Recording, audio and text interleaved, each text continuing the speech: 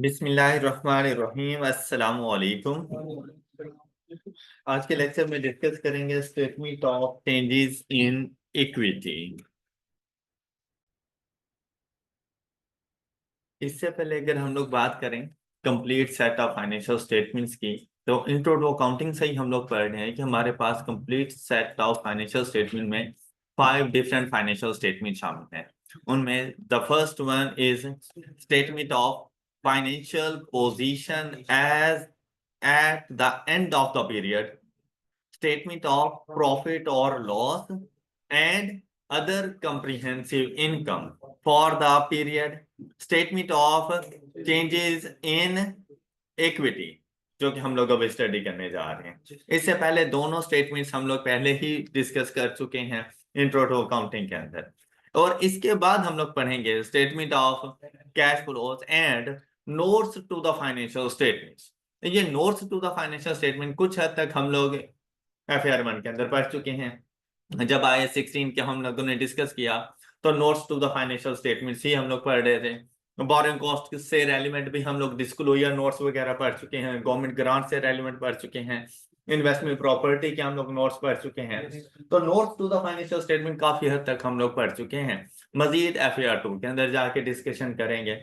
अभी के लिए FR1 के अंदर जो हमारे दो इंपॉर्टेंट टॉपिक्स हैं या स्टेटमेंट्स हैं वो हमारे पास हैं statement of changes in equity and statement of cash flows, जो कि हमारा नेक्स्ट इंशाल्लाह चैप्टर होगा। उसके बाद देखें, अभी के लिए हम लोग देखेंगे कि statement of changes in equity के अंदर हमारा पर्पस क्या है, इसकी इंपॉर्टेंस वगैरह क्या है हमारे पास। तो यहां पर देखें, statement of changes in equity actually tells the users about the status of the owner's equity at the beginning of the period and how it has changed during the year and the status of equity at the end of the period. At the beginning हमारे पास क्या equity level था, during the year क्या क्या उसमें changes I, and at the end of the period equity level क्या है। अगर हम लोग किसी सोल प्रोप्राइटर की बात करें और जब हम लोग स्टेटमेंट ऑफ फाइनेंशियल पोजीशन बनाया करते थे तो सिंपली हम लोग कहते थे कि हमारा ओपनिंग कैपिटल ये था, ड्यूरिंग द पीरियड ये हम लोगों ने फर्दर कैपिटल इंट्रोड्यूस किया अगर कोई है तो, प्रॉफिट क्या आया, ड्राइंग्स कितनी की, and at the end of the period हमारे पास कैपिटल की वैल्यू क्या है। लेकिन यहां पर जब हम लोग बात करते हैं ना तो ये इतना सिंपल नहीं है। एक तो ये है कि हम लोगों ने कंपोनेंट्स ऑफ इक्विटी देखने हैं, हमारे पास इक्विटी के कंपोनेंट्स कौन कौन से होंगे। तो ये इतना सिंपल नहीं है जितना एक सोल ट्रेडर के लिए होता है। कंपनी के केस के अंदर हम लोगों ने शेयर कैपिटल देखना है, शेयर प्रीमियम देखना है, प्रेफरेंस शेयर कैपिटल देखना है हम लोगों ने, साथ में रिटेन्ड अर्निंग्स को अलग से देखना है, रिजर्व अगर किसी किस्म के मौजूद हैं तो उन रिजर्व को देखना है, ओपनिंग बैलेंसेस देखेंगे, ड्यूरिंग द ईयर क्या क्या उनमें और कब कब किस अमाउंट का चेंज आ रहा है वो अकाउंट फॉर करेंगे, and at the end of the period हमारे पास उनके क्लोजिंग बैलेंसेस क्या होंगे वो हम लोग देखेंगे। अगर इसमें किसी किस्म का शेयर कैपिटल में कोई चेंज आ रहा है तो वो ड्यू टू राइट इशू है, ड्यू टू बोनस इशू है, ये चीजें भी हम लोगों ने देखनी है। किसी किस्म के अगर कोई डिविडेंड वगैरह दे रहे हैं तो वो डिविडेंड कैश डिविडेंड है हमारे पास या हमारे पास बोनस डिविडेंड है, फाइनल डिविडेंड है या इंटरिम डिविडेंड है। ये वो सारी बातें हैं जो हम लोगों ने अकाउंट फॉर करनी है। तब हमारे ओपनिंग तो हमें पता चल जाएगा, ड्यूरिंग द ईयर ये सारी चेंजेस होंगी जो अकाउंट फॉर करेंगे, जिसकी मदद से हमें हमारे क्लोजिंग बैलेंसेस का पता चल जाएगा। वे देखें 10, the statement of changes in equity helps the use of the financial statement to identify the factors that causes a change in the owner's equity over the accounting period।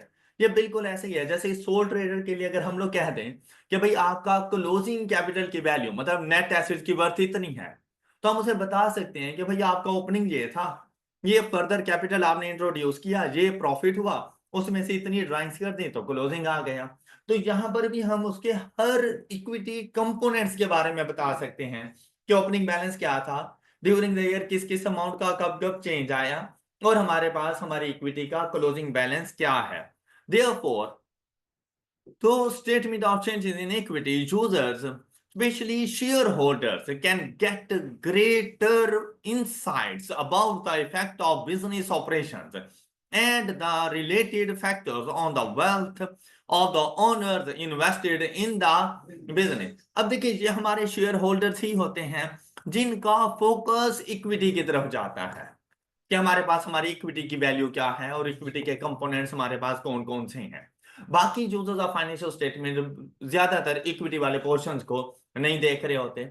Her users of financial statement की अपनी अपनी requirements हैं, उन्होंने उसके मुताबिक उन चीजों को इंटरप्रेट करना है। लेकिन इक्विटी के पोर्शन को सबसे ज्यादा जो अगर देख रहा होता है तो वो हमारा शेयर होल्डर देख रहा है। The following items are usually presented in the statement of changes in equity. अब ये सारे आइटम्स हम लोग वन बाय वन पहले ही डिस्कस कर चुके हैं, मतलब अब से हम लोगों ने statement of changes in equity को बनाना शुरू कर देना है कि हम लोगों ने इसको बनाना कैसे और उसमें कौन कौन सी चीजें आ सकती हैं। बहुत लिमिटेड सी चीजें हैं जो कि हम लोगों ने इसमें देखनी है, मतलब हैवी से हैवी क्वेश्चन में भी ना इससे ज्यादा आपको और कुछ भी नहीं मिलने वाला। क्या कुछ आप लोगों को मिल सकता है? ओपनिंग बैलेंस शीट तो आपको बता देगा, जितने भी इक्विटी कंपोनेंट्स होंगे उन सब के ओपनिंग बैलेंस शीट आपको बता देगा। वहां से हमें आइडिया हो जाता है कि हमारे पास इक्विटी कंपोनेंट्स कौन कौन से हैं। हाँ, किसी की एडिशन ड्यूरिंग द पीरियड भी हो सकती है, जैसा कि शेयर प्रीमियम हो सकते हैं इससे पहले हमारे पास ना हो, जब नहीं होगा तो ओपनिंग बैलेंस भी नहीं बताएगा। हो सकते हैं कि ड्यूरिंग द पीरियड मैंने कोई राइट इशू की है और वो एट प्रीमियम है, तो शेयर प्रीमियम हो सकता है करंट ईयर में ही इंट्रोड्यूस हो रहा हो, तो हमें जाके वो करना पड़ेगा। फिर देखिए और क्या चीजें आ सकती हैं। राइट इशू कर सकते हैं, बोनस इशू कर सकते हैं फॉर शेयर्स और interim and final bonus dividend declared, interim and final cash dividend declared, then profit for the year, other comprehensive income जैसे रिवैल्यूएशन सरप्लस वगैरह, वो भी इक्विटी का पार्ट बनेंगे। अदर कॉम्प्रिहेंसिव इनकम से मुराद हमारे रिवैल्यूएशन सरप्लस होते हैं। फिर हमारे पास आ रहा है ट्रांसफर बिटवीन रिजर्व्स कि ड्यूरिंग द पीरियड अगर हम लोग अपनी रिटेन अर्निंग्स में से किसी किस्म का कोई ट्रांसफर कर रहे हैं किसी भी रिजर्व में तो वो हमारे पास आएगा। और इसके अलावा अगर रिवैल्यूएशन सरप्लस है उसने भी ट्रांसफर होना है रिटेन अर्निंग्स में, तो revaluation surplus to retain earning भी ट्रांसफर करना पड़ेगा हमें। ये वो चीजें हैं जो हम लोगों ने अकाउंट फॉर करनी है। क्या आप लोगों को बता देगा हमारा राइट इशू?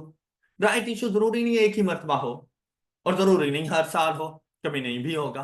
कभी एक ही साल में 2 मरतबा कर देंगे राइट इशू, कभी बोनस इशू करवा देगा, कभी बोनस इशू वैसे ही बोनस इशू करवा देगा, कभी डिविडेंड की फॉर्म में करवा देगा। तो उसकी अकाउंटिंग ट्रीटमेंट हम लोगों ने देखी थी कि अगर आप लोगों के पास सिंपली बोनस इशू हो रहा है तो आप लोगों ने शेयर प्रीमियम की तरफ जाना है। लेकिन अगर ये बोनस इशू फॉर डिविडेंड है, डिविडेंड बोनस इशू है, तो फिर रिटेन अर्निंग से लेकर चलना है। तो वो अकाउंटिंग ट्रीटमेंट आएगी। Profit for the year during the period हम लोग क्या क्या ट्रांसफर कर रहे हैं, ये सारी चीजें हमारे पास आ जाएंगी।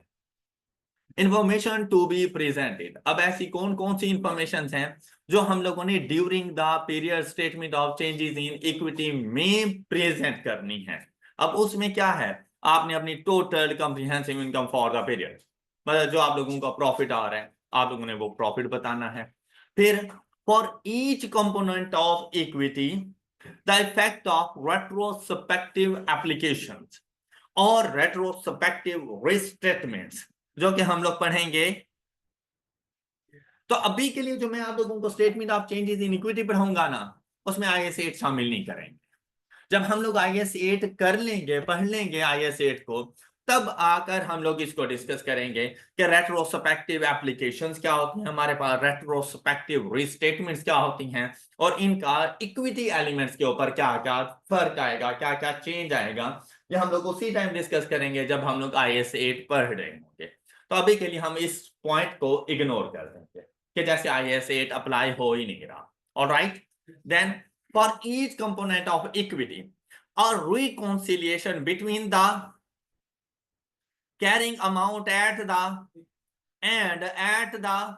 end of the period separately as a minimum disclosure changes resulting from profit for the or loss, other comprehensive income, transaction with owners in their capacity as owners showing separately contribution by and distribution to the owners। मतलब कि अगर किसी किस्म के कोई new shares वगैरह issue कर दिए तो उसके बारे में आपने बताना है।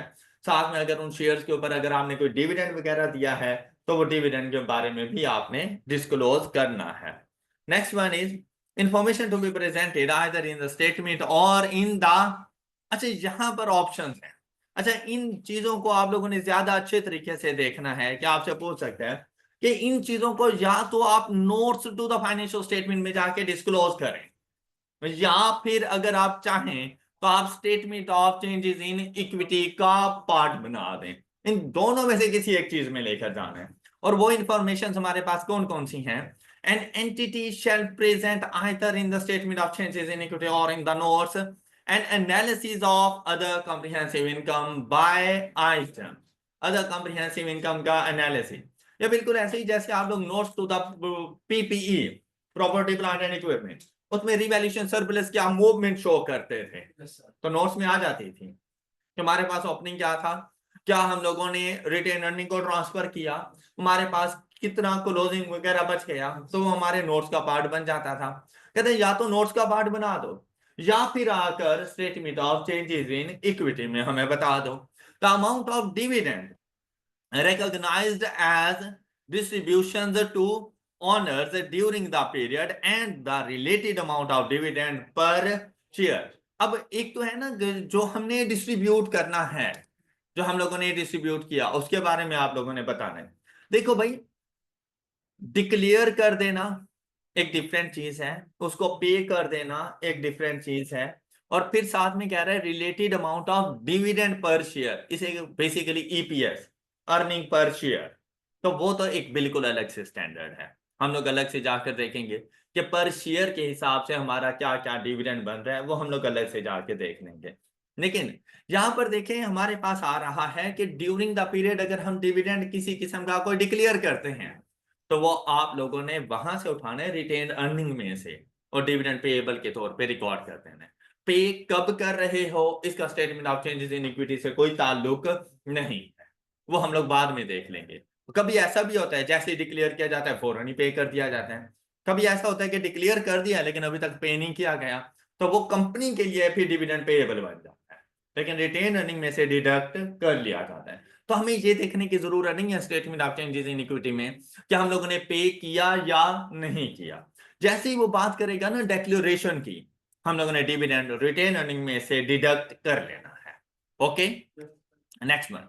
अब हमारे पास आता है इसका स्पेसिफिक मतलब फॉर्मेट, कि हम लोगों ने statement of changes in equity को किस तरह से बनाना है। देखिए भाई, यहां पर भी अगर क्वेश्चन साइलेंट है और डाटा भी गिवन है, तो आप लोगों ने हमेशा कंपैरेटिव ईयर्स के बारे में बताना। अगर आपसे कह रहा है ना कि आप लोगों ने बताना है statement of changes in equity for the year and 2023, तो आप 22 बताओ।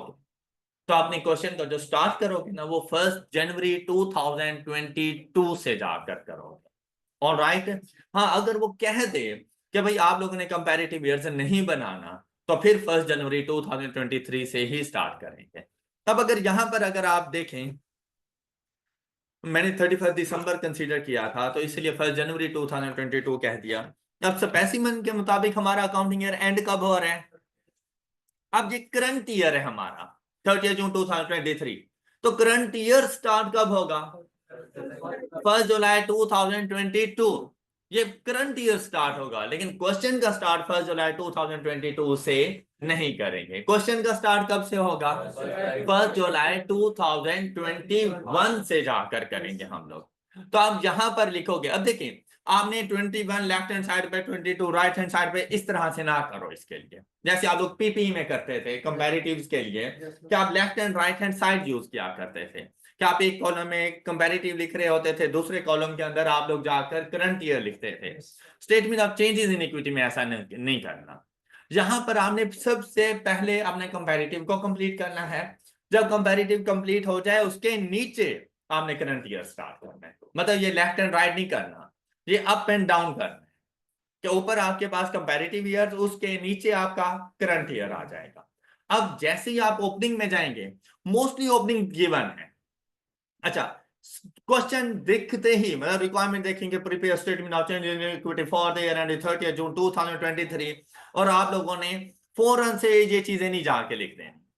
आपने क्वेश्चन को अच्छे तरीके से पढ़ना है कि मेरे पास इक्विटी एलिमेंट्स कंपोनेंट्स कौन कौन से मौजूद हैं। अच्छा, कुछ ऐसे होंगे जैसे मैंने थोड़ी देर पहले भी आपको बताया कि जो ओपनिंग में मौजूद होंगे, लेकिन ड्यूरिंग द पीरियड भी कुछ ऐसे कंपोनेंट होंगे जो इंट्रोड्यूस हो रहे होंगे। उनमें शेयर प्रीमियम आपका हो सकता है, उसमें आपका रिवैल्यूएशन सरप्लस हो सकता है, और भी कुछ ऐसे रिजर्व्स आप क्रिएट कर सकते हैं ड्यूरिंग द पीरियड, तो वो भी आपकी हेडिंग का पार्ट बनेंगे। अब इसके लिए वैसे तो सीक्वेंस एज सच कोई मैटर नहीं कर रहा होता, लेकिन कुछ चीजों में ना सीक्वेंस रखना पड़ता है कि जब भी आप ये statement of changes in equity बनाने लगे ना, तो सबसे पहले अपने ऑर्डिनरी शेयर होल्डर को लिखना होता है। सबसे पहला कॉलम जो आप लोगों ने बनाना है वो अपना ordinary share holder, ordinary share capital, आपने इसको लिखना है सबसे पहला काम। जो शेयर प्रीमियम होता है ना वो इसी के ऊपर होता है, इसके बाद वाला आपका कॉलम शेयर प्रीमियम का होना चाहिए। अब देखो, अगर यहां पर आपके पास शेयर प्रीमियम पहले से मौजूद हो तो आप फौरन से लिख सकते हो कि भाई ये मेरे पास शेयर प्रीमियम है, लेकिन इन केस अगर ओपनिंग में नहीं है लेकिन ड्यूरिंग द ईयर आ रहा है, तो क्वेश्चन को पहले पढ़ना उसके बाद ये स्टार्ट करना है, तो आपको पता चल जाएगा कि आपने एक एक्स्ट्रा कॉलम भी बनाना है जिसमें शेयर प्रीमियम भी आएगा।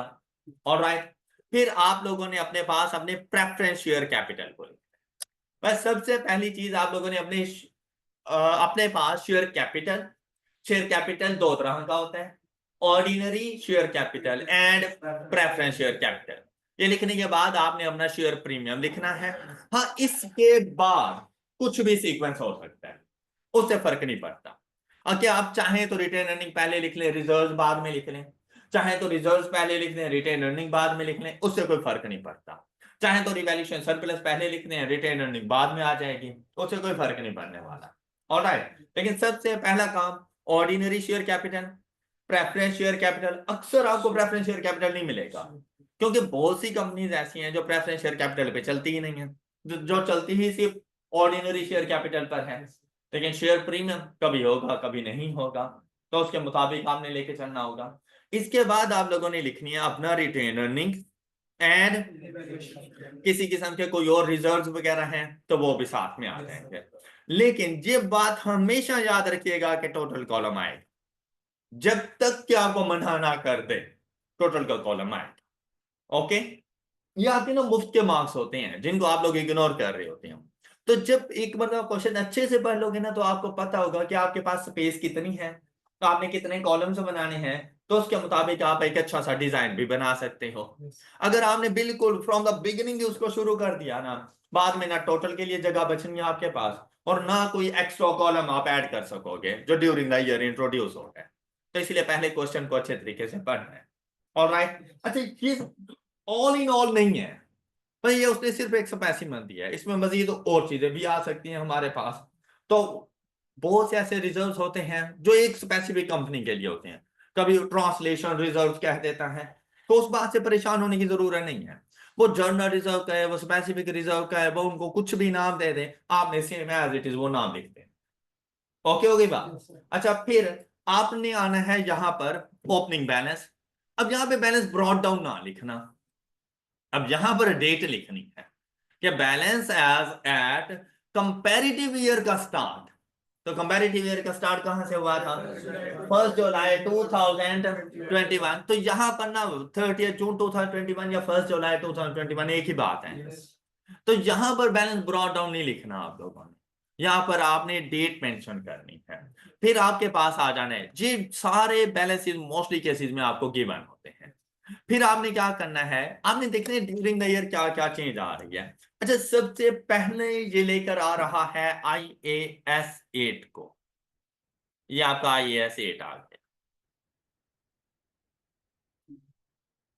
जिसमें आपने अपने ओपनिंग इक्विटी के बैलेंसेस को रीस्टेट करना होता है कि अगर किसी किस्म का कोई पॉलिसी में किसी किस्म का कोई चेंज आया है, कोई प्रीवियस ईयर्स में किसी किस्म के कोई एरर्स वगैरह थे, तो आप उनको ठीक करोगे, उससे जो प्लस माइनस हो रहा होगा आप वो करोगे। तो मैंने आपसे कहा कि अभी के लिए हम इन चीजों को इग्नोर कर रहे हैं, ये पढ़ेंगे IAS 8 के अंदर। हम लोग पहुंच रहे हैं यहां पर कि जैसे हमारा क्वेश्चन स्टार्ट ही इधर से हो रहा है, आपने ऐसे अज्यूम करना है जैसे मेरा क्वेश्चन है बैलेंस ऑन 30 जून 2021 रीस्टेटेड, यहां से स्टार्ट हो रहा है। बात क्लियर? बात IAS 8 को हम लोग बाद में डिस्कस करेंगे। अब आपने देखना है ड्यूरिंग द पीरियड इसमें क्या क्या चेंजेस आए। अच्छा, इसमें ना सीक्वेंस मैटर करता है भाई, आप अपनी मर्जी नहीं कर सकते, आपने अकॉर्डिंग टू डेट चलना होता है। जो जो इवेंट जिस डेट को हो रहा है आपने उसके मुताबिक चलना है। ऑलराइट, सबसे पहली चीज ओपनिंग लिखने के बाद सबसे पहली चीज क्या आ सकती है? प्रीवियस ईयर का फाइनल डिविडेंड।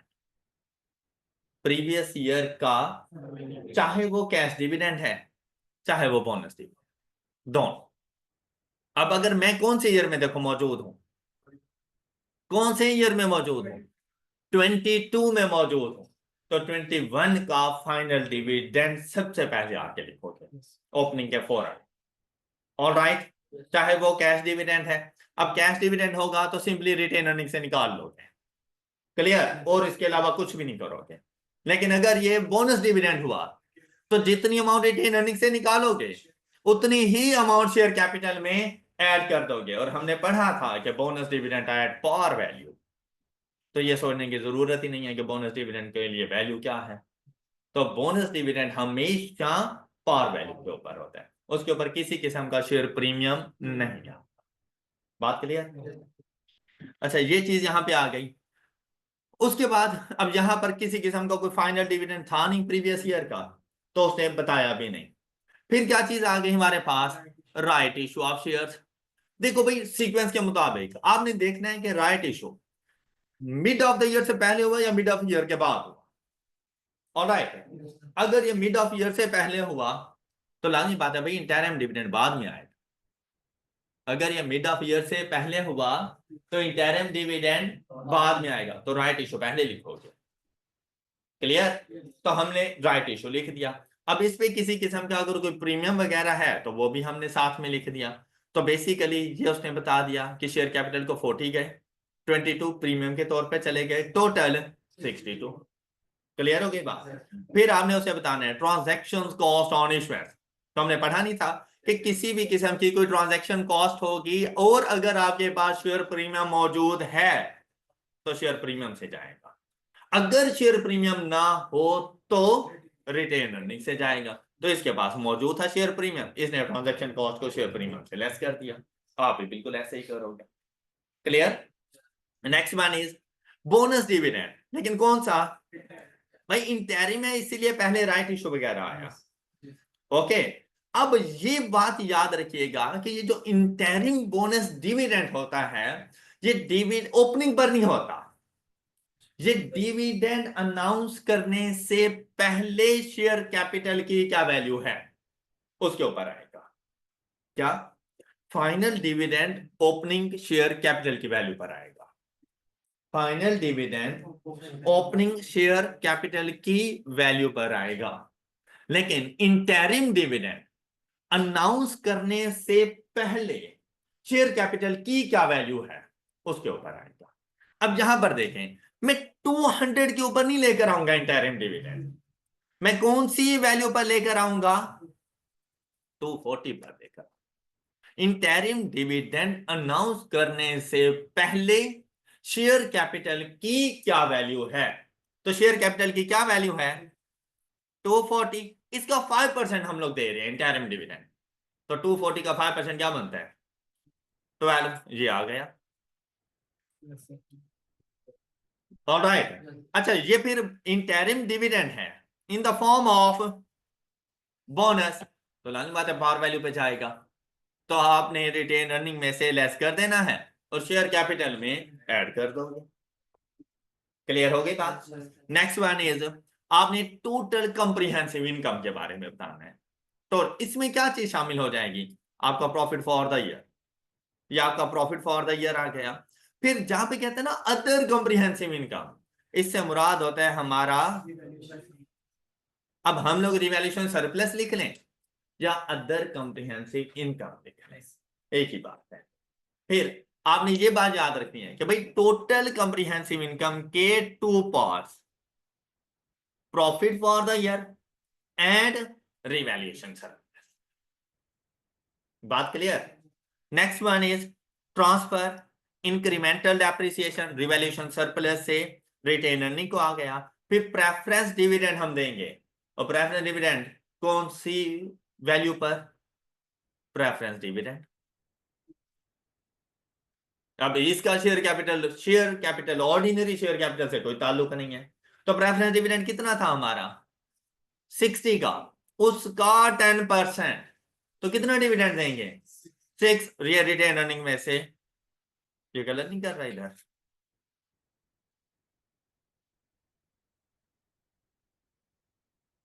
प्रेफरेंस डिविडेंड 10%, इधर 6 आएगा। और ये अच्छा ये ना जी। हम्म।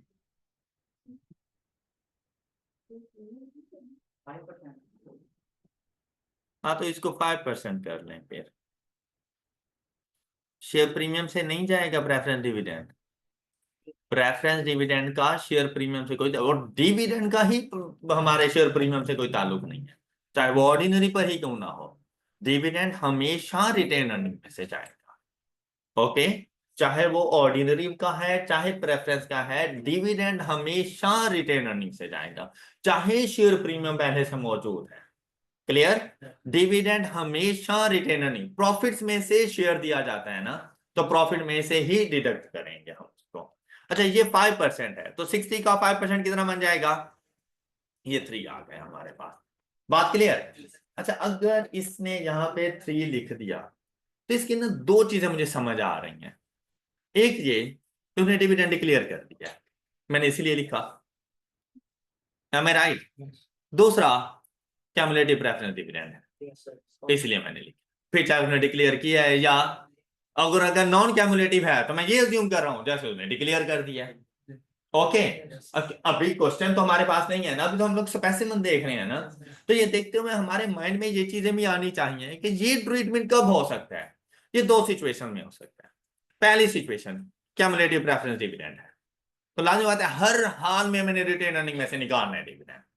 क्लियर? ये याद रखना कि वहां से रिटेन अर्निंग से निकालने के बाद preference dividend, preference share capital में नहीं आके लिख देना, क्योंकि ये बोनस नहीं था।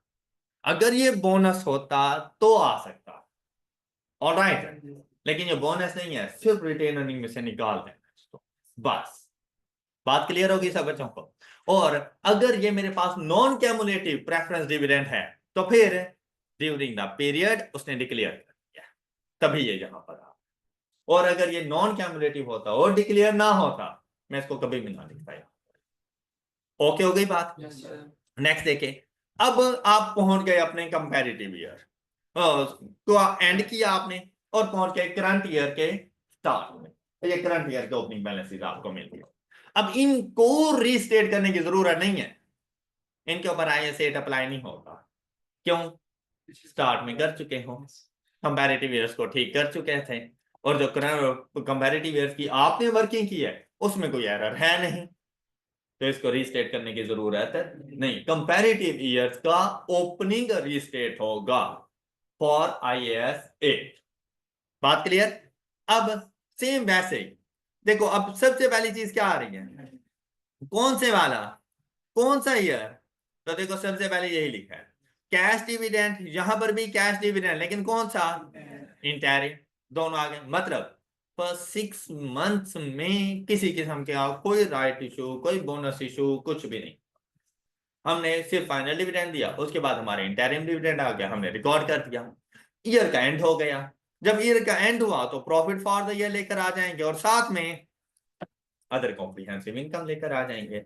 अब अदर कॉम्प्रिहेंसिव इनकम में इस मर्तबा हमारे पास लॉस हो गया, रिवैल्यूएशन लॉस, वो आके अपने पास रिकॉर्ड किया, जितना ट्रांसफर कर सकते थे इंक्रीमेंटल डेप्रिसिएशन वो किया, और यहां पर फिर से हमारे पास प्रेफरेंस डिविडेंड आ गया, और इसको 5% करते हैं, ये वैल्यू। ओके, इतना सा statement of changes in equity done. ये 7 to 8 मार्क्स ना आपके बिल्कुल मुफ्त के 7 to 8 मार्क्स है। मतलब कुछ ऐसी चीजें जिसमें थोड़ा सा बस सोचने की जरूरत है। हाँ, आपको बस ये पता हो कि मैंने इसकी अकाउंटिंग ट्रीटमेंट क्या आपने, मतलब जो इससे पहले हम लोगों ने छोटी छोटी एग्जांपल्स की थी ना, और उसमें हम लोग देख रहे होते थे कि भाई हमारे पास जर्नल एंट्रीज क्या बनेगी। अगर वो जर्नल एंट्रीज आती है ना, तो statement of changes in equity आसानी से हो जाएगी। Any problem? चलिए नेक्स्ट देखें। नोट क्या दिया इन्होंने, following item will be covered later in IAS 8, वो इंशाल्लाह IAS 8 में हम लोग देख लेंगे ये दोनों ही। एक तो हमारे पास आ गया चेंज इन अकाउंटिंग पॉलिसी, और दूसरा आ जाएगा करेक्शन ऑफ पीरियड एरर्स। ये एग्जांपल है, छोटी सी एग्जांपल, ये आप लोग कर लेंगे। हम लोग चलते हैं एग्जाम्पल नंबर 10। 9 इजीली हो जाएगी आप लोगों से। हम एग्जाम्पल नंबर 10 को देखते हैं। सबसे पहला काम क्या होता है? रिक्वायरमेंट देखना। इवन कि हमें पता है कि हम लोगों ने statement of changes in equity बनानी है, ठीक है, सिर्फ अपनी आदत बना लेनी है। ये क्या लिखा हुआ है? Prepare statement of changes in equity. जैसे इतनी बात देखो, उसी टाइम पे मतलब खुशी का एक इजहार होना चाहिए कि यार ये तो मैंने अच्छे से किया हुआ है, ये आराम से मैं कर लूंगा। फिर सपोज इसके साथ लिखा हुआ है 10 मार्क्स, फिर तो वैसे ही दिल गार्डन गार्डन हो जाए कि भैया मैंने सिर्फ 40 नंबर और लेने, मेरा पेपर पास हो जाना है। ओके, मतलब ये वो टॉपिक है जिसके ऊपर अगर आप थोड़ी सी एफर्ट करो तो आप इसमें से ना 80 to 90% तो बड़े आसानी से नंबर ले सकते हो। भाई ये कोई इतना मुश्किल टॉपिक नहीं है ये आप लोगों के लिए। अच्छा, फिर for the year ended 31 December 2019 including, भाई टोटल तो हर हाल में आएगा। ऑल राइट, टोटल का कॉलम हर हाल में आप लोगों ने लिखना है। फिर द टोटल कॉलम इज, अब चाहे ना लिखो, चाहे क्या, बिल्कुल भी नहीं लिखना। मतलब आप ये ऐसा नहीं है कि आप लोग कहेंगे चले मैं टोटल लिख लूं। जिस चीज से मना करे ना, जिद पे ना जाना, वो माइंड करता है कि भाई मैंने बोल्ड करके उसको अच्छे से बताया कि यार मुझे टोटल नहीं चाहिए, फिर उसने क्यों लिखा है, वो माइंड करता है कि इस बात को। तो मतलब ये आप लोगों की कोई एफिशिएंसी नहीं है कि सर मैंने तो टोटल कॉलम भी साथ में लिख दिया था। हो सकता है उसको वही बात बुरी लग जाए, काम का 3-4 नंबर काट लेगा वो आपके, और आप उसको कुछ भी नहीं कर सकते। और अगर ये लास्ट वाली बात ना होती, मेरे लिए मैंडेटरी था कि मैंने टोटल लिखना था, क्योंकि चीजें काफी सारी हैं, तो मैं उसको टोटल जरूर बताऊं। ऑलराइट, अब जैसे ही क्वेश्चन स्टार्ट किया, कौन सी ईयर के लिए वर्किंग करनी है मैंने? 31 दिसंबर 2000। तो क्वेश्चन का स्टार्ट कहां से करूं? 1 जनवरी 2018, 1 जनवरी 2018 या 31 दिसंबर 2017 के बैलेंसेस से। ऑलराइट, इन दोनों में से किसी के बैलेंसेस आपको दे देगा। अब देखें, क्वेश्चन को स्टार्ट करते हैं। तो उसने क्या कहा? कहते हैं M&K limited is in the business of manufacturing and sale of yarn products. MKR's year end is 31st December. Below is the relevant information given. अब जैसे एक मरतबा तो लाजमी बात है हमें पढ़ना पड़ेगा, लेकिन आपने फौरन सोचते जाना है कि इन लाइंस को दोबारा कभी मुझे पढ़ने की जरूरत है नहीं, बस गई इंफॉर्मेशन। बस इसमें ऐसा कोई ऐसी बात नहीं थी जो मेरे क्वेश्चन में मेरी हेल्प कर सके। फिर देखें, बैलेंसेस कौन सी डेट के बताए? क्या मुझे यही नहीं चाहिए थे? तो अच्छी बात हो गई कि उसने बैलेंसेस खुद बता दिए। इससे अच्छी और क्या बात चाहिए आप लोगों को? क्या उसने ओपनिंग बैलेंसेस आपको खुद, हाँ एक सिचुएशन ऐसी भी आएगी, आपको ओपनिंग भी फाइंड करने पड़ेंगे कंपैरेटिव्स के लिए। ओपनिंग भी आपको आपको एक आध ऐसा क्वेश्चन मैं जरूर करवाऊंगा जिसमें आपको ओपनिंग भी खुद से फाइंड करने पड़े, मतलब रिवर्स कैलकुलेशंस करेंगे हम लोग। क्लोजिंग गिवन होंगे और ओपनिंग हम लोग फाइंड कर लेंगे। अच्छा, अब देखें क्या क्या चीजें शामिल हैं। शेयर कैपिटल, और साथ में उसके लिए लाजमी हो जाता है कि वो आपको बताए कि हमारे शेयर्स की पार वैल्यू क्या है। ऑलराइट, क्या है पार वैल्यू? 10 पर शेयर। अब ये जो वैल्यू है ना, ये अमाउंट है। लाजमी बात है आपको जरूरत है कि आपके शेयर कैपिटल की अमाउंट क्या है। Amount in rupees 1000। जैसे ही ओपनिंग बैलेंसेस आपको 1000 में मिले हैं ना, लाजमी मैंने क्वेश्चन कंप्लीट फॉर्म में लिख के देना है। आपने अपनी पूरी स्टेटमेंट ऑफ चेंज इक्विटी में स्टार्ट में लिख देना है ऑल अमाउंट्स इन रुपीज 1000। जैसे ही राउंडिंग ऑफ ये कर रहे हैं ना, आपने वो वाली राउंडिंग ऑफ कर दें। ओके हो गया। अब आपके लिए क्वेश्चन इजी हो जाएगा। आपने स्टार्ट में मेंशन कर देना है क्या ऑल अमाउंट्स इन रुपीज 1000। अब कौन कौन सी चीजें हैं? शेयर कैपिटल, लाजमी बात है आपको मिलेगा। विदाउट शेयर कैपिटल आपका statement of changes in equity नहीं चल सकता। अब क्या कहता है कि भाई एक शेयर मेरे पास मौजूद है 10 रुपीज का। अच्छा, कभी कभी ऐसा होगा तो आपको जरूरत पड़ेगी कि भाई मेरे ऑर्डिनरी नंबर ऑफ शेयर्स कितने हैं। ये तो अमाउंट है ना हमारे पास, ऑर्डिनरी नंबर ऑफ शेयर्स कितने हैं। बोनस इशू के लिए जरूरत पड़ेगी, राइट इशू के लिए भी जरूरत पड़ेगी आप लोगों को। ओके, और फिर हम लोगों ने आगे जाके इंशाल्लाह ईपीएस भी पढ़ना है, तो वहां पर भी हमें जरूरत पड़ेगी। सिंपल सी बात है, क्या? Share capital divided by power value. Share capital divided by power value is equal to number of ordinary shares. तो हमारे पास नंबर ऑफ ऑर्डिनरी शेयर्स कितने आ जाएंगे 2500, मतलब 2.5 मिलियन। 2.5 मिलियन, इस बात का ख्याल रखना है आप लोगों ने। बात क्लियर हो गई यहां तक। फिर नेक्स्ट देखो शेयर प्रीमियम। भाई कोई फर्क नहीं पड़ता कितना है, कैसे है, क्यों है, हमें नहीं पता कौन से शेयर कितने में हमने इशू किए थे। एक ही मरतबा में सारे का सारा शेयर प्रीमियम आया है या मल्टीपल टाइम्स आया है, हमें ज्यादा सोचने की जरूरत भी नहीं है। बात क्लियर। नेक्स्ट देखो, कहते हैं जर्नल रिजर्व।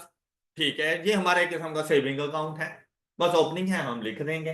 क्या होगा मैक्सिमम इसमें से, क्या होगा कि प्रॉफिट में से कुछ अमाउंट इसमें ट्रांसफर कर देंगे।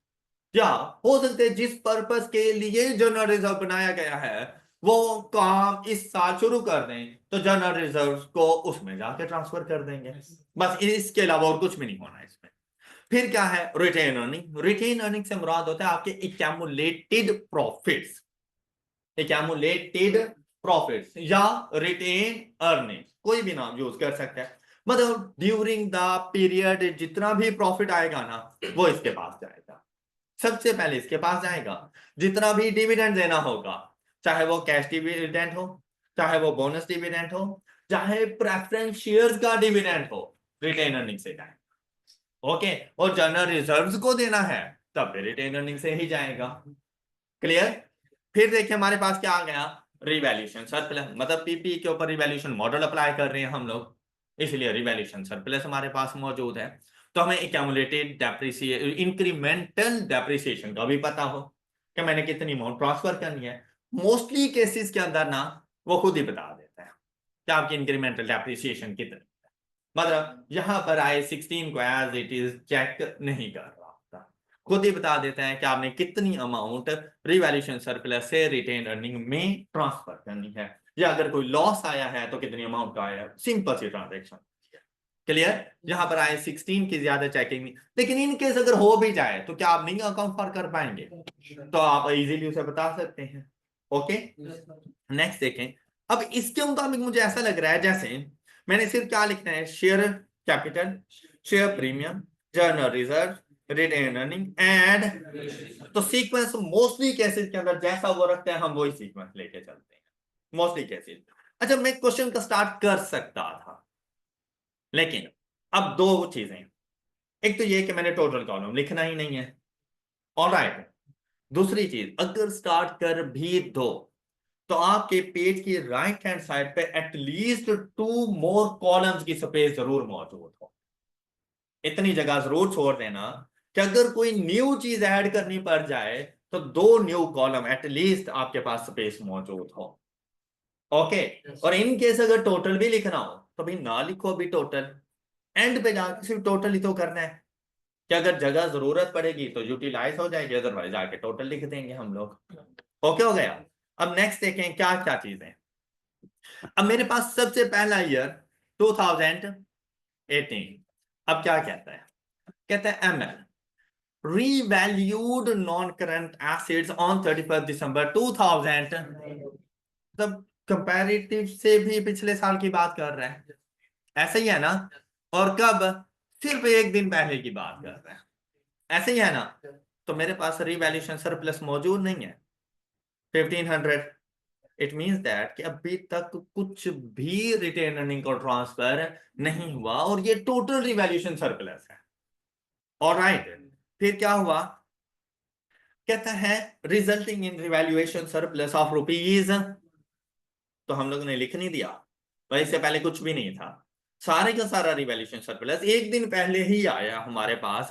Remaining useful life of the asset is, अब यहां से पता चलेगा कि इंक्रीमेंटल डेप्रिसिएशन कितनी है। ऑलराइट, अब MKL has a straight line method for depreciation. कितनी मजेदार सी बात है। सिंपली क्या करेंगे, हर साल 1500 divided by 10 is equal to 150। Comparative years में भी रिवैल्यूएशन सरप्लस से 150 उठाएंगे और रिटेन अर्निंग्स को देंगे, और करंट ईयर में भी बिल्कुल ऐसे ही कर लेंगे हम लोग। ओके हो गई बात। लेकिन ये स्टार्ट में नहीं कर सकते, ये हमेशा क्लोजिंग बैलेंस लिखने से पहले किया है। और प्रॉफिट फॉर द पीरियड लिखने के बाद किया करें। ओके, ये वाली transaction profit for the year लिखने के बाद और क्लोजिंग बैलेंस से पहले कर दिया करें। ओके ओके बात, तो इतना पता चल गया कि अगर दोबारा से रिवैल्यू ना हुआ एसेट कंपैरेटिव ईयर के एंड पर या करंट ईयर के एंड पर, तो मैं 150 ही जाके ट्रांसफर कर। Any problem?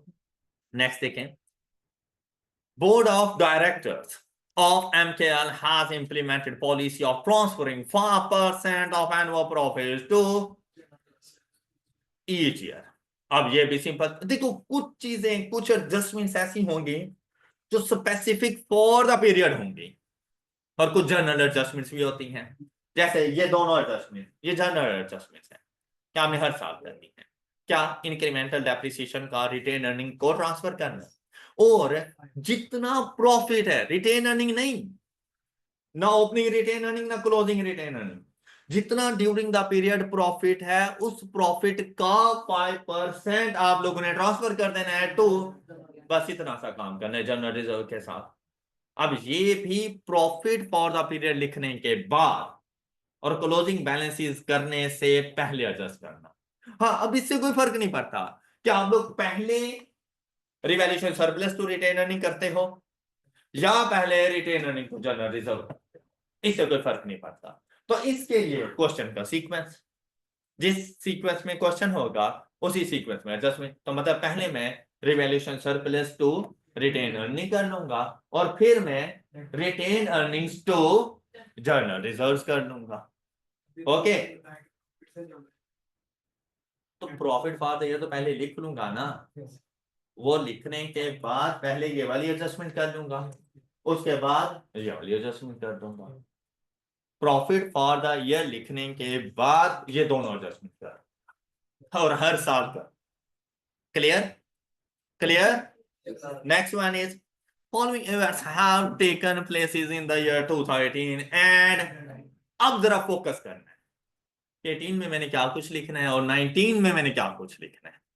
अब क्या चीज है, कहते हैं ऑन 31 मार्च 2018 कंपैरेटिव के स्टार्ट की बात कर रहे हैं, अभी मतलब फर्स्ट क्वार्टर उसका एंड हुआ। तो क्या कहते हैं, एमकेएल इशू राइट शेयर्स। क्वेश्चन को कभी भी पहले और फ्रॉम द बिगिनिंग सॉल्यूशन की तरफ ना लेकर जाना। अक्सर ऐसा होता है एंड पे जाके फाइनल डिविडेंड के एडजस्टमेंट बता देते हैं। तो लाजमी बात है, अगर मैं ईयर कौन से ईयर में मौजूद हूं 2018, हो सकता है 17 का फाइनल डिविडेंड लास्ट में जाके बता दें कि भाई आपकी जो डिविडेंड्स हैं 2017 का फाइनल और इंटरिम इतने, 18 के इतने, 19 के इतने हैं, तो फिर मुझे एडजस्टमेंट करनी पड़ जाएगी। तो इसलिए क्विकली जंप टू सॉल्यूशन नहीं कर जाना आप लोगों ने, सिर्फ आपने पहली अटेम्प्ट में सिर्फ सोचते रहना है कि इस चीज को कहां पर जाना है। मुझे क्या पता चला कि मैंने 2018 में जाके मतलब कंपैरेटिव ईयर में इसको रिकॉर्ड करना है। राइट इशू है तो शेयर प्रीमियम आने के चांसेस हैं। राइट इशू किस तरह से है भाई, मल्टीपल वेज हैं जो आपको राइट इशू बता दें।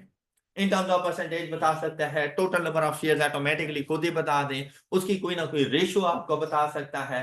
तो यहां पर उसने क्या कहा, कहता है 1 राइट शेयर अगेंस्ट 5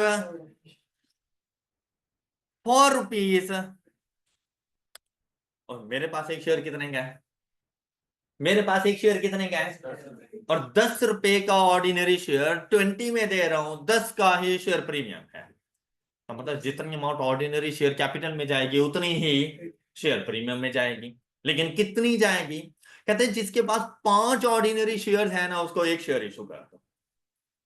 जिसके पास 5 ऑर्डिनरी शेयर्स हैं उसको एक न्यू राइट शेयर इशू कर दो। अब आपके ऊपर डिपेंड करता है, आप चाहें तो इस ये जो उसने रेशियो बताया है इसकी परसेंटेज फाइंड कर लें। 1/5 इज इक्वल टू 20%। 20% आएगा, 20%। अच्छा, जब भी राइट इशू आए, बोनस इशू आए, अभी वैसे तो मैं अमाउंट से भी जा सकता हूं, लेकिन वहां पर ना एरर ऑफ चांसेस थोड़े से बढ़ जाते हैं जब शेयर प्रीमियम। ओके, तो आप लोगों ने ऐसा नहीं करना, आपने फाइंड करनी है नंबर ऑफ शेयर्स। तो मेरे क्वेश्चन के मुताबिक मेरे नंबर ऑफ शेयर्स कितने थे, 2.5 million. In total 2.5 million number of share. अब आपने क्या करना है, एक तो मेथड आपके पास ये है कि आप नंबर ऑफ शेयर्स ही पहले फाइंड करें कि मैं राइट इशू में नंबर ऑफ शेयर इशू कितने कर रहा हूं। तो वो हमारे पास वैल्यू कैसे आएगी, 2.5 मिलियन मल्टीप्लाइड बाय, अब एक मेथड है कि जैसी रेशो आपको बता रहा है वही कर दो, is equal to 0.5 million. Okay, ये अमाउंट नहीं है, ये नंबर ऑफ शेयर है। दूसरा मेथड क्या है, जितने ऑर्डिनरी नंबर ऑफ शेयर्स हैं मल्टीप्लाइड बाय ये जो अभी आपने परसेंटेज फाइंड की, तब भी 0.5 मिलियन। ऑलराइट, तो जो चीज गिवन है वही ना कर लें, number of shares held multiplied by ratio.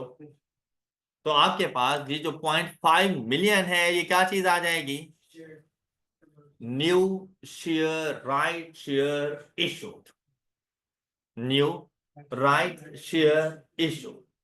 बात क्लियर। अच्छा, अब बड़ा इजी सा काम है क्या, कि इन नंबर ऑफ शेयर्स को मल्टीप्लाइड बाय पार वैल्यू करो, ऑर्डिनरी शेयर कैपिटल बन जाएगा, multiplied by par value ordinary share capital बन जाएगा, और इन नंबर ऑफ शेयर्स को मल्टीप्लाइड बाय प्रीमियम करो तो शेयर प्रीमियम बन जाए। अब वो चाहे वो 10 हो, 2 हो, 1 हो, 5 हो, 20 हो, 50 हो, उससे मल्टीप्लाई कर दो। ओके, तो मैं अपने बाद अभी क्या ये वाली एडजस्टमेंट क्या समझ आई, सिर्फ इतनी कि भाई इस एडजस्टमेंट को जैसे ही मैं सॉल्व करने लगूंगा ना, तो 5 मिलियन मैंने ऑर्डिनरी शेयर कैपिटल में जाके लिख देना है, और 5 मिलियन मैंने शेयर प्रीमियम में लिख देना है, बस इसके अलावा कुछ भी नहीं। बात क्लियर, बात क्लियर। देखो ये डिविडेंड नहीं था कि मैं जाकर उसको रिटेन अर्निंग में से निकाल, क्लियर।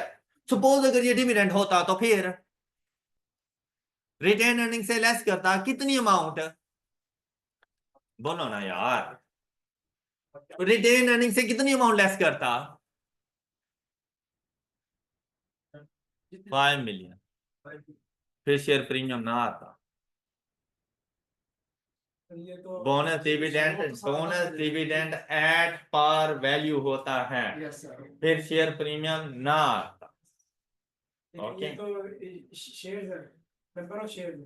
ये अमाउंट है 5 मिलियन, नंबर ऑफ शेयर तो ये थे 0.5, नंबर ऑफ शेयर्स ये थे मल्टीप्लाइड बाय वैल्यू, ये वैल्यू है। ओके, अच्छा पॉइंट पिक कर लिया आप लोगों ने, चलेगा, मतलब सेम चीज होती, सिर्फ बोनस इशू लिखा हुआ होता, फिर वो 20 ना बताता, फिर वो उसको स्किप कर देता, फिर वो हमेशा एट पार वैल्यू। ओके, चले नेक्स्ट आते हैं, कहते the board of directors of Hemcare approved interim dividend of rupees per share for the half year ending 30 June 2000। भाई आपने ये देखना है कि 30 जून 2018 तक टोटल नंबर ऑफ शेयर्स कितने हैं।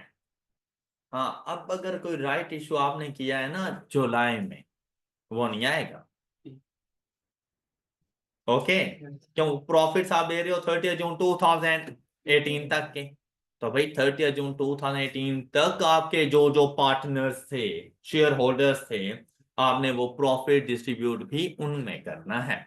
अब इस चीज का इससे कोई ताल्लुक नहीं है कि वो पार्टनर्स कब बने, वो मार्च के एंड पे बने, वो अप्रैल में बने, वो मई में बने, वो जनवरी से मौजूद है, इसका इससे कोई ताल्लुक नहीं। ओके, वो हम लोग ईपीएस में बाद में देख लेंगे, इन डिटेल बाद में इन चीजों को देखेंगे। अभी सिंपली आपने क्या करना है, आपने ये देखना है कि भाई 30 जून 2018 तक मेरा टोटल शेयर कैपिटल कितना था, कितना था। आप देखें ओपनिंग में कितना मौजूद था, 25 million. Okay, during the period मजीद कितना, total 30 million, total number of shares कितने, 3 million, 30 million divided by 10 is equal to, per share मैंने कितनी अमाउंट डिविडेंड के तौर पर देनी है, तो 3 multiplied by 2.25 is equal to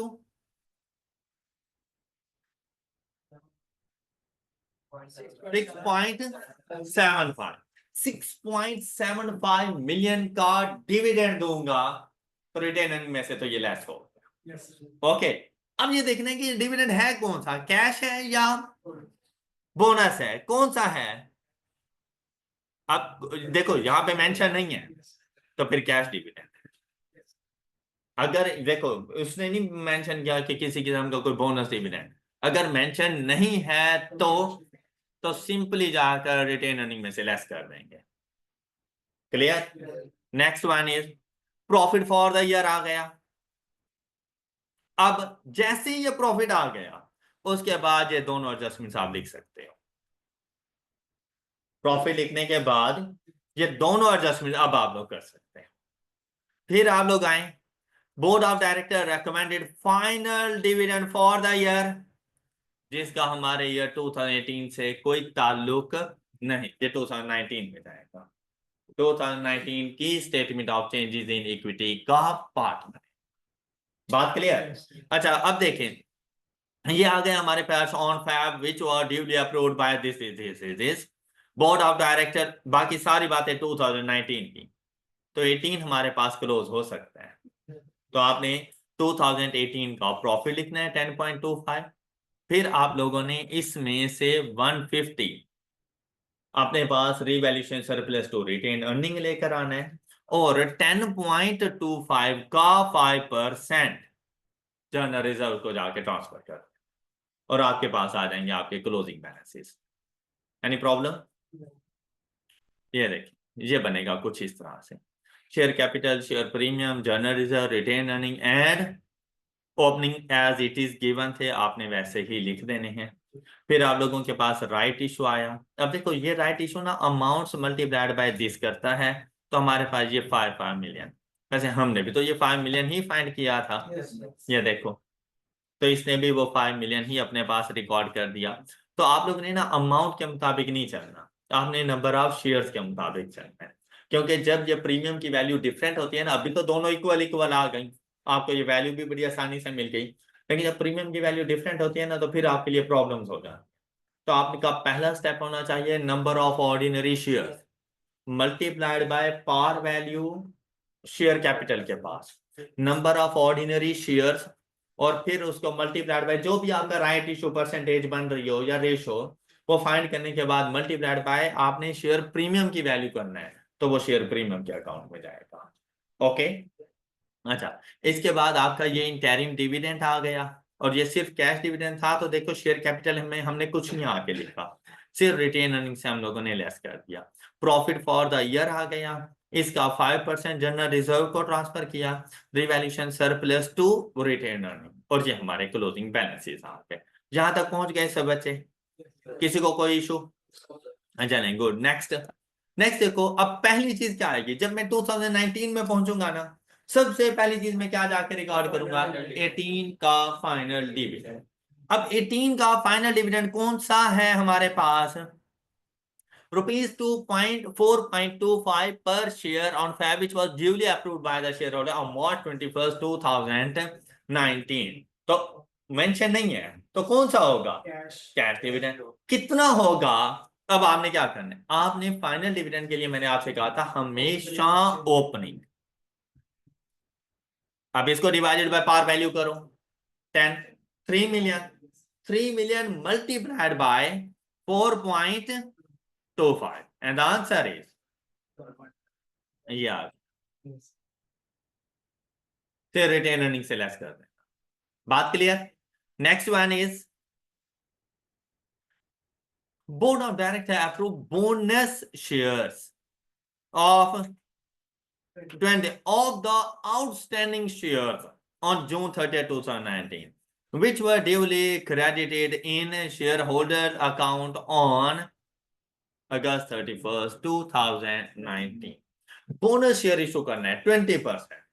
तो अब ये देखो ना कि इस टाइम पर आपके पास वैल्यू थी कितनी, 30 million in total. Bonus issue हमेशा at par value, ordinary share capital भी एट पार वैल्यू, आप 30 मिलियन का 20% ले सकते हो, कोई इशू नहीं है, क्योंकि शेयर प्रीमियम में तो कुछ जाना नहीं है। तो आप 30 मिलियन का 20% लोगे, वैल्यू क्या आएगी? अब शेयर कैपिटल तो इंक्रीज होगा। क्वेश्चन ये आता है कि डिक्रीज किसको करना है? तो क्या उसने कहा कि ये बोनस इशू आपका डिविडेंड इशू है, डिविडेंड बोनस है? क्या कहा उसने? रिटेन अर्निंग में नहीं जाएगा। तो कहां से जाएगा अब ये? अब ये शेयर प्रीमियम से जाएगा। बात समझ आ गई? ये आपका डिविडेंड नहीं था, ये सिंपली बोनस इशू था, जो कि आप लोगों ने जाकर अपने शेयर प्रीमियम में से डिडक्ट करना है और शेयर कैपिटल को इंक्रीज कर दोगे। फिर आप लोगों के पास आया आपका interim dividend of ₹1.25। Board of director approved interim. अब ये जो आपके पास कैश डिविडेंड है, ये रिटेन अर्निंग्स में से लेस होगा। अच्छा, 1.25 पर शेयर, तो भाई नंबर ऑफ शेयर्स का पता होना चाहिए ना। तो आपके पास नंबर ऑफ शेयर्स कितने बन रहे हैं?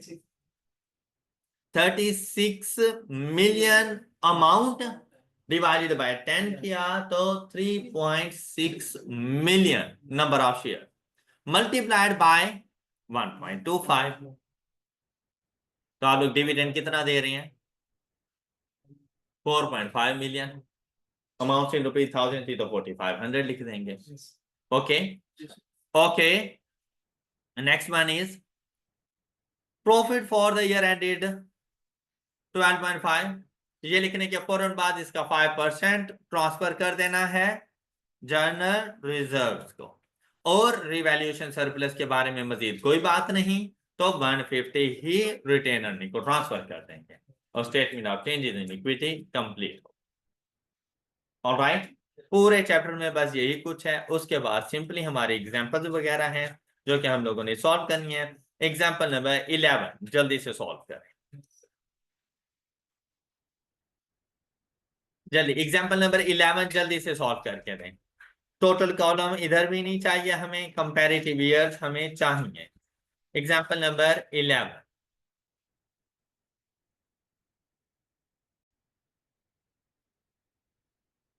हाँ जी, एग्जाम्पल नंबर 11। एग्जाम्पल नंबर 10 की निस्बत ना ज्यादा जरा इजी सी एग्जाम्पल थी। अगर 10 अच्छे से समझ आ गए तो एग्जाम्पल नंबर 11 में ऐसा कोई इशू नहीं था। रिक्वायरमेंट बिल्कुल सेम सेम थी। Prepare statement of changes in equity for the year ended 31 December 2019 including comparative figure. Column for total is not required. अब यहाँ पर देखें, ABC Industrial Limited is in the business of manufacturing and sale of cars. The company's year end 31st December. Below is the relevant information. 1st January 2018 opening balance is में share capital, share premium, general reserves and retain earning. और आपके share capital में एक share की par value 10 rupees है। It means that आपके पास 10 million ordinary shares मौजूद है। Board of director ABC Limited Industries has implemented policy of transferring 5% of the annual profit to general reserves each year. अब ये कॉमन एडजस्टमेंट्स है जो comparative and current दोनों के लिए जाएगी। जो भी फॉर द ईयर प्रॉफिट होगा उसका 5% हम लोगों ने ट्रांसफर कर देना है टू जनरल रिजर्व, और ऑलरेडी हमारे पास जनरल रिजर्व मौजूद है। फिर देखें, the board of directors recommended final dividend for the year ending 31st December 2017 of ₹5 per share on Feb, whereas shareholder only approved ₹4 per share on March 31st। तो इसके लिए हम लोग पहले ही डिस्कस कर चुके हैं कि भाई ये अनाउंस करना होता है बोर्ड ऑफ डायरेक्टर्स, डिक्लेयर उन्होंने करना है, लेकिन हमेशा शेयर होल्डर्स की अप्रूवल के बाद जाता है। अप्रूवल्स के लिए हम लोगों ने कहा था कि शेयर होल्डर जितनी अमाउंट रेकमेंडेड बाय डायरेक्टर्स है उससे कम अप्रूव कर सकते हैं, लेकिन उससे ज्यादा अप्रूव जब कम पर आए हैं तो हम लोग 5 को प्रेफरेंस नहीं देंगे। अब हम लोगों ने जो डिविडेंड अनाउंस करना है या डिविडेंड की जो हम लोगों ने एडजस्टमेंट्स को रिकॉर्ड करना है वो एट द रेट ऑफ 4 पर शेयर करेंगे। ऑलराइट, और ये फौरन से फिर अप्रूव हो जाता है, फिर इस पर बोर्ड ऑफ डायरेक्टर्स किसी किस्म की कोई बहस नहीं करते। फिर देखें ऑन 30th, अब देखें सबसे पहले आप लोगों ने अपने पास ये ओपनिंग बैलेंसेस लिखो रिकॉर्ड कर दिए। उसके बाद ये आप लोगों के पास आ रहा था फाइनल डिविडेंड, कैश डिविडेंड था, और सिंपली आपके पास कितना था 4 पर शेयर। तो आपके पास नंबर ऑफ शेयर्स कितने हैं 10 million. 10 million multiplied by 4 is equal to 40 million. तो ये जाके सिंपली रिटेन अर्निंग में से आप लोगों ने लेस कर देने थे। नेक्स्ट आपके पास आया on 30th April 2018 company to 5 million shares for rupees 25। अब नंबर ऑफ शेयर्स ही उसने खुद बता दिए at rupees 25 each for rupees. तो मतलब टू 5 मिलियन मल्टीप्लाइड बाय 10 50 आपने जाकर शेयर कैपिटल को चार्ज करना है। 5 मिलियन मल्टीप्लाइड बाय 15 ये 75 जाकर आपने चार्ज करना है शेयर प्रीमियम को। मतलब 5 मल्टीप्लाइड बाय 25 डायरेक्ट आप लोगों ने नहीं करना। फिर आपके पास आए the board of director approved interim dividend of rupees 1 पर share for the third quarter ending 31 सितंबर। तो 1 पर शेयर। तो अब आपने देखना है इंटरिम डिविडेंड से पहले आपका शेयर कैपिटल कितना है। तो 100 plus 50 is equal to 150 rupees divided by 10 15 million number of shares multiplied by 1। तो 15 मिलियन का ही इंटरिम कैश डिविडेंड है जो कि आप लोगों ने रिटेन अर्निंग में से लेस कर देना है। फिर आप लोगों के पास वैल्यू आ रही है प्रॉफिट फॉर द ईयर। ये आप लोग रिकॉर्ड करोगे और इसका 5% आप लोगों ने ट्रांसफर कर देना है टू जर्नल रिजल्ट और आपका कंपैरेटिव ईयर्स कंप्लीट हो गया। क्लियर। फिर जब नेक्स्ट ईयर में जाएंगे तो आपके पास आया final dividend. Board of director recommended final dividend for the year 2018 rupees 4.25 per share on Feb। shareholder have approved it and had asked to increase rupees in their meeting held on this। तो हम लोग 6 पर नहीं जाएंगे, हम लोग 4.25। अब देखिए नंबर ऑफ शेयर्स। अब ये फाइनल डिविडेंड है तो ओपनिंग नंबर ऑफ शेयर्स आपके पास कितने आएंगे 15 million. 15 million multiplied bye 4.25 the answer is 63.75 million. Okay. अब ये आपका कैश डिविडेंड है तो सिंपली रिटेन अर्निंग में से लेस कर। क्लियर। अच्छा ये साथ में जैसे इधर रेफरेंसेस गिवन है हमने साथ में ये डिस्क्रिप्शन के कॉलम को थोड़ा सा बड़ा रखना है। अब जैसे आपके पास आया ना फाइनल डिविडेंड 2018 साथ में बता दें कि किस हिसाब से है। इसी तरह से कोई इंटरिम डिविडेंड है तो वो साथ में बता दें किस रेट के मुताबिक चल रहा है। फिर अगर कोई बोनस इशू है तो कितने परसेंट है, कोई राइट इशू है तो कितने परसेंट है, वो साथ में छोटा छोटा हिंट जरूर बताते जाएं। फिर अब ज्यादा कैलकुलेशन शो करने की जरूरत नहीं होती। अब यहाँ पर भी अगर आप लोग गौर करें तो वो सिंपली आपको ये बता रहा है रुपीज 4.25 पर शेयर, लेकिन उसने आपको ये अमाउंट कैसे आई वो अब उसने नहीं बताया। मुझे पता है कि अब आप लोग ये खुद ही फाइंड कर लोगे।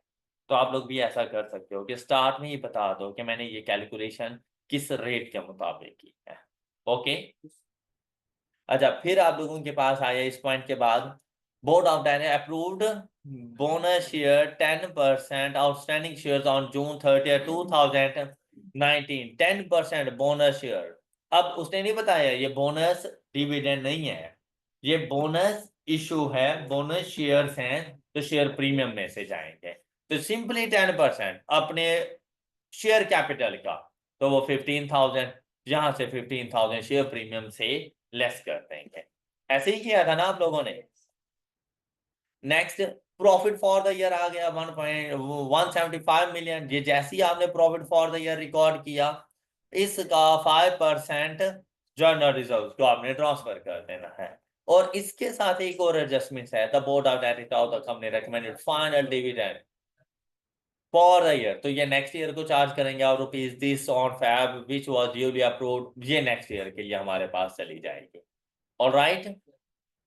इंटरिम डिविडेंड 2018 1.5 के हिसाब से ये वाली ये हम लोग रिकॉर्ड करेंगे 1.5 पर शेयर। तो अब नंबर ऑफ शेयर्स देखोगे तो इंटरिम डिविडेंड देने से पहले जो नंबर ऑफ शेयर्स हैं 150 प्लस 15 इज इक्वल टू 165।